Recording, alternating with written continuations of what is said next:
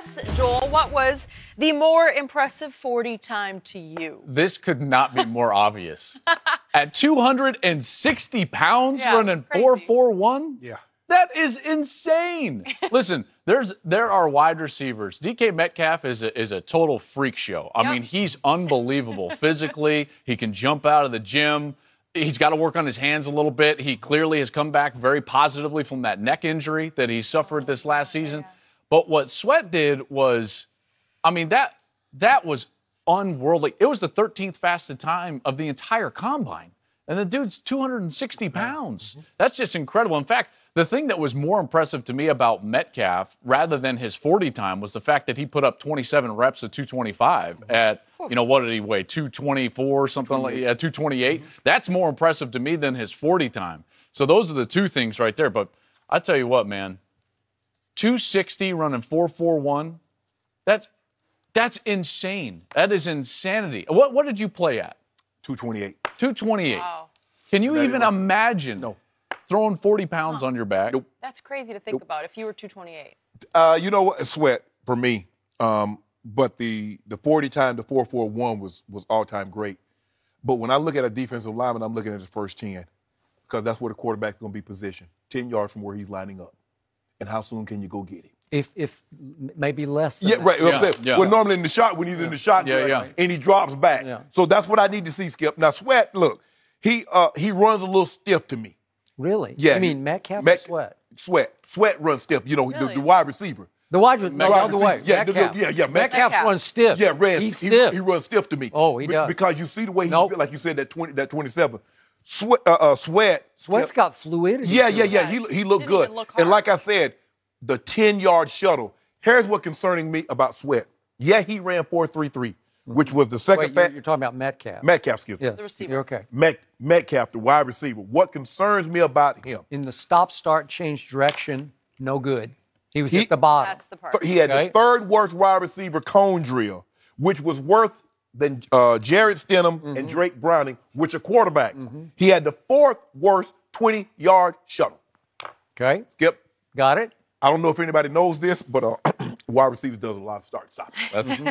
They don't just run goal route, fly patterns. Interesting. How well can you get in and out of cuts? And see, what concerns me about him, Skip, we can put on that blinker. He runs and he has to decelerate.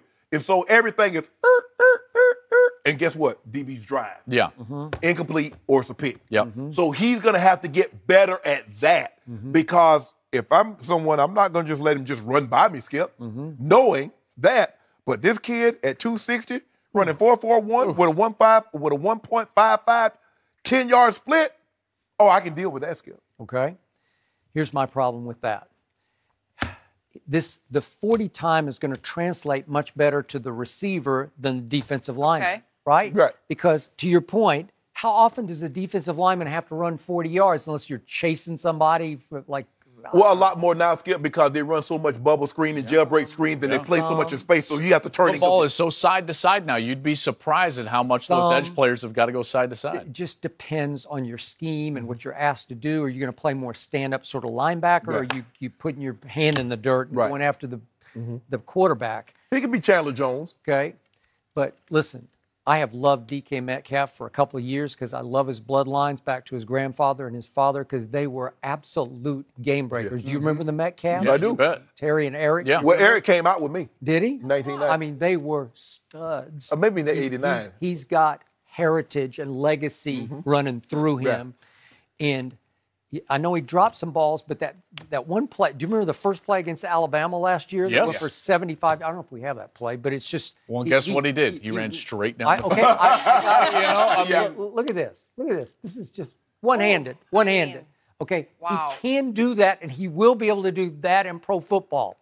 And again, the 40 translates to me mostly for a receiver and a cornerback. That's who I really want to know. How fast can you run for 40 yards? Right.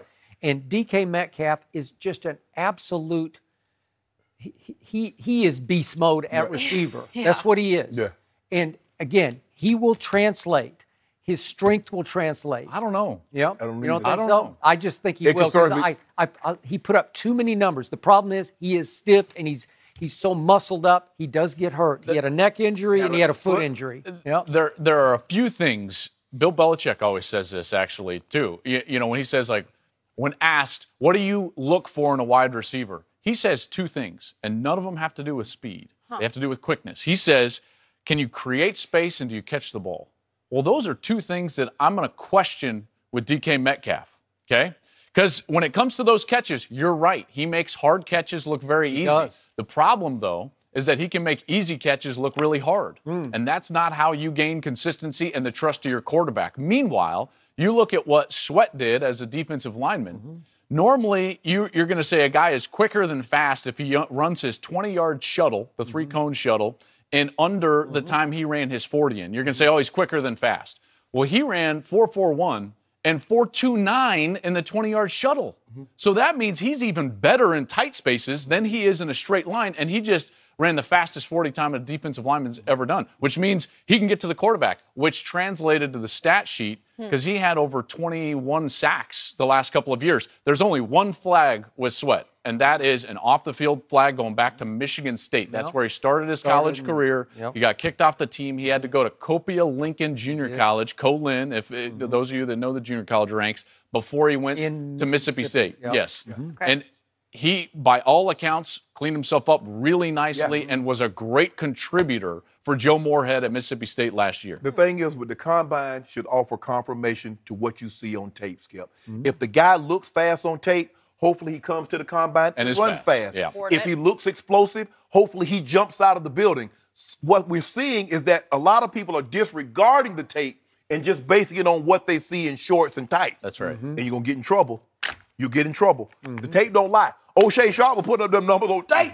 And then he came to the combine. I ain't run that fast. You know, I ain't run that fast, Skip. 4.8. That run talk 4.8. about And this listen, number all the time. more teams are talking about that because of John Ross. Remember? I mean, Or John, 2.2. John Ross He has won the affected- track meet. He did, won the track but meet. he That's has what you affected bring how up. teams are looking Bring at that some up. of these times. You're right. No doubt. Yeah, it's not the Okay. only thing that matters. Yeah. You got to support the tape. O'Shea, go up, Shea. Okay, Joel. Good to have your insight with us. You good might to be want to here. leave before the next one because we're going back to the Lakers. Yeah, Will I'll they leave. save their season tonight? We'll discuss that next.